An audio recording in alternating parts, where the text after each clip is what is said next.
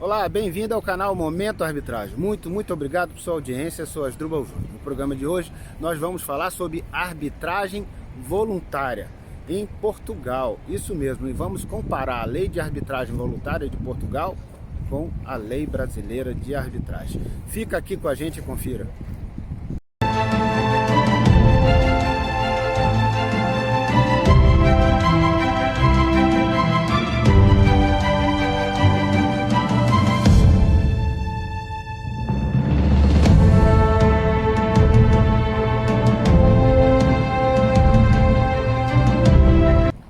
Olá, começa agora o Momento Arbitragem. Muitíssimo obrigado por sua audiência, por sua presença aqui em nosso canal. Hoje nós selecionamos um tema, estou aqui em Portugal, você pode ver em Lisboa, e selecionamos um tema para tratar sobre a lei de arbitragem voluntária de Portugal e comparar a lei de arbitragem voluntária com a lei de arbitragem brasileira. Em Portugal tem a lei de arbitragem voluntária e também tem as situações de arbitragem obrigatória ou necessária, que é tema que vamos falar em outro programa, não vamos falar no programa de hoje. E que se aplica a situações em que a lei definiu como obrigatória ou necessária em certas situações, e depois a gente vai tratar mais especificamente disso em outra edição. Mas na edição de hoje nós vamos falar da arbitragem voluntária, aquela que nós conhecemos no Brasil pela Lei 9.307. A lei aqui é a Lei 63 de 2011, que trata sobre a arbitragem voluntária.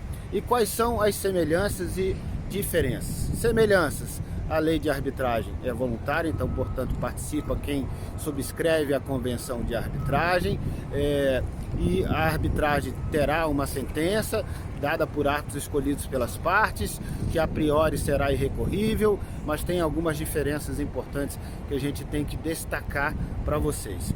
E as diferenças começam entre o que é arbitrável.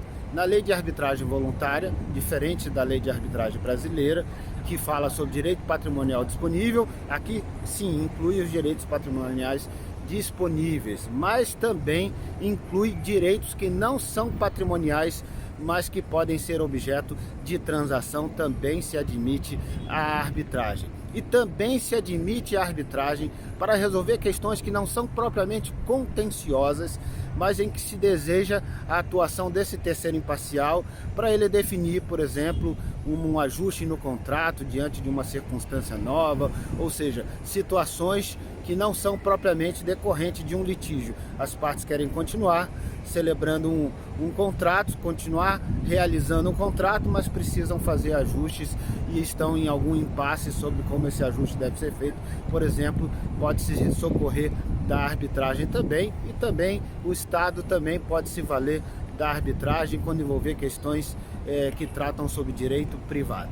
Bom, outro aspecto de diferença que merece comentário também é o fato de que a sentença arbitral pode ser dispensada a fundamentação pelas partes. As partes podem dispensar a fundamentação caso assim desejem, e aí o árbitro decidirá sem precisar fundamentar. Também caberá arbitragem por direito, por equidade.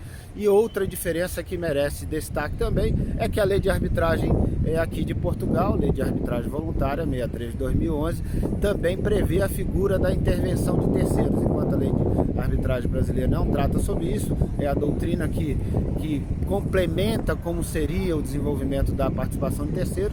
No caso da lei de arbitragem voluntária, essa disciplina está prevista na própria lei de arbitragem. Outro aspecto importante é que, quando quer se discutir a competência da arbitragem, e vigora também aqui o princípio da competência, que cabe ao árbitro decidir sobre a sua própria competência, mas quando isto acontece efetivamente e ele emite uma decisão interlocutória afirmando a sua competência, as partes não precisam esperar que o processo de arbitral termine, elas podem se socorrer dos tribunais estaduais. Isso não paralisa o processo de arbitragem, mas paralelamente desenvolve uma discussão nos tribunais estaduais sobre a competência daquela arbitragem. Eventualmente, se o tribunal estadual entender que aquela arbitragem não deveria acontecer, que os árbitros não são os competentes para tratar sobre aquela questão, então vão dar uma decisão que vai e invalidar aquilo que tiver sido feito